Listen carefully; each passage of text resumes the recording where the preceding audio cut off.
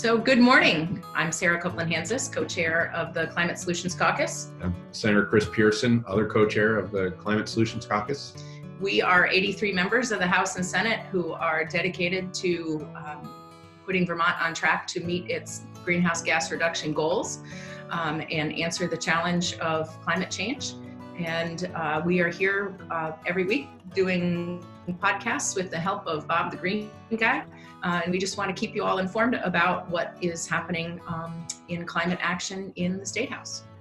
As folks know, we tried to lay out an agenda for this year, recognizing that we need to get moving on the climate crisis and have been disappointed with our sort of slow pace of progress in years past. And so we were delighted to get around the state this fall, really engage with hundreds of Vermonters who are worried about this and interested in following our progress. So what Sarah and I are trying to do is every week give people an update, between now and mid-May when we adjourn, and try to help you stay engaged, let you know what the latest is, twists and turns that our priorities are taking, and just basically try to give you an update. And occasionally we're going to ask you for your help, because we know that citizens out there in Vermont have a great deal of influence over their elected officials when they reach out and stay in touch with them. So we may, from time to time, give you a suggestion of what we need you to do to help. Yeah, so we just started the legislature 4 days ago for the year, and it's already been a lively week. I know, I'm tired. Yeah. You want to talk about global warming solutions? Yeah. So very exciting. One of our banner priorities, as you all know, is the Global Warming Solutions Act. This puts our aspirational greenhouse gas reduction targets into statute as requirements. And it sets up a climate council that would help advise state government, us as well as the administration, on the best ways to help Vermonters lower their carbon footprint. The Global Warming Solutions Act is being introduced today. It'll be assigned a bill number hopefully later on this morning. And we are up to 87 co-sponsors, which is fabulous. And in the House. In the House, Yep. Yeah. And so the bill will originate here in the House. And with 87 co-sponsors, it's off to a strong start. Now, people might not know why we would get excited about 87, but there's 150 people in the House. So you need 76 votes to move a bill forward. So 87 gives you a little comfortable margin. Yep. And the Climate Solutions Caucus, including senators, has 83 members. So what that tells me is that we're sort of swelling beyond just the people who showed up on day one interested in promoting climate issues. And it really speaks to the work we're seeing around the state from activists and young people taking to the streets and demanding action. It's working in that sense. And Sarah mentioned that this puts our emission targets in statute.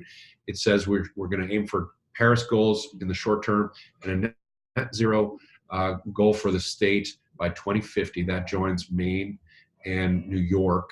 And so a significant chunk of the region, therefore, looking at those goals. Now, we got a long way to go to pass that bill, but it's a good start. Yeah. Any other updates on the Global Warming Solutions Act?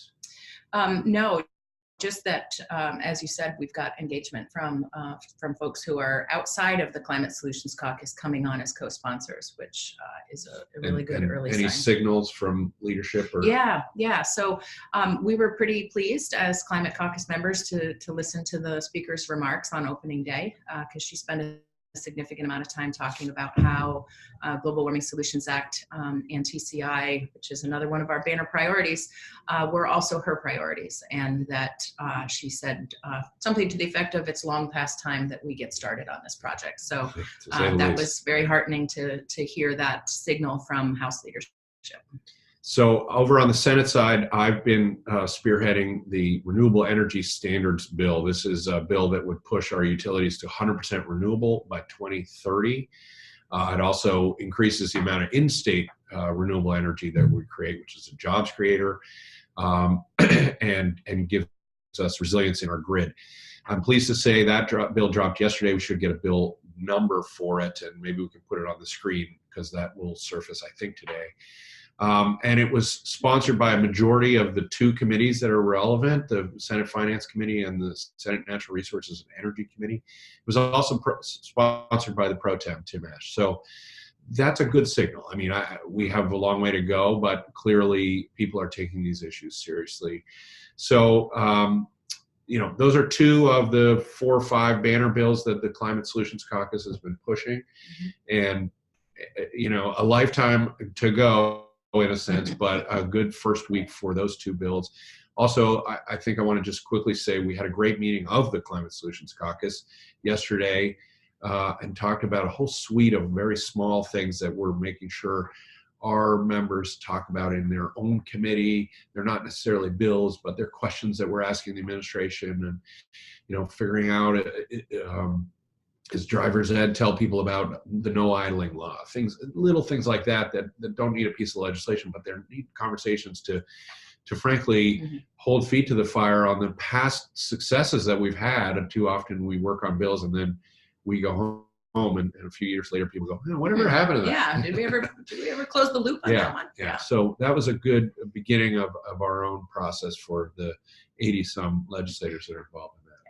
So I wasn't at the Climate Solutions Caucus yesterday at noon because I had the opportunity to be on Vermont Edition. That's right. And I would love it if we could share with you a link so that you can go and listen to Vermont Edition, because I think it's pretty instructive. If you hear, I was on speaking from the viewpoint of the Climate Solutions Caucus, and there was a Republican House member on opposite me. So it's really interesting to hear what the other side feels in terms of any compulsion to help Vermonters get off of fossil fuels. Right. The urgency maybe is not there. Slightly lacking, yes. Yeah.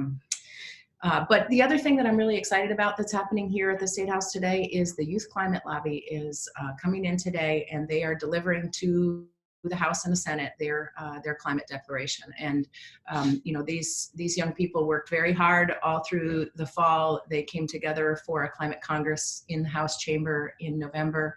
And they worked on drafting this resolution, this declaration, and we really look forward to receiving it and to continuing to engage with these young people. They have important voices. They are passionate about this issue, and we have an obligation to listen because honestly, this is their world that we are trying to save. And I don't know, what do you think?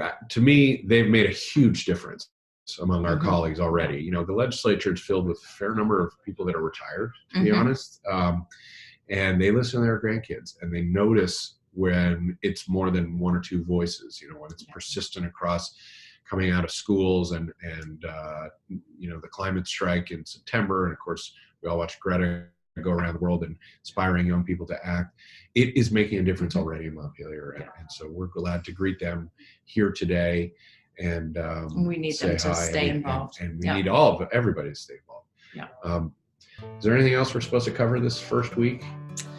No, other than we're going to put our contact information up on the screen, and I would love to invite you to send in questions. If there's any topics that you want us to cover in future weeks, we're happy to take suggestions. If there's any advice that we can help to give you ideas of how to stay involved and how to continue to move forward with our climate goals, feel free to get in contact with us. And we will, again, try to do this on a regular basis so that folks can stay plugged in. And thanks again to Bob the Green Guy for making it all possible. Have a good week. You too.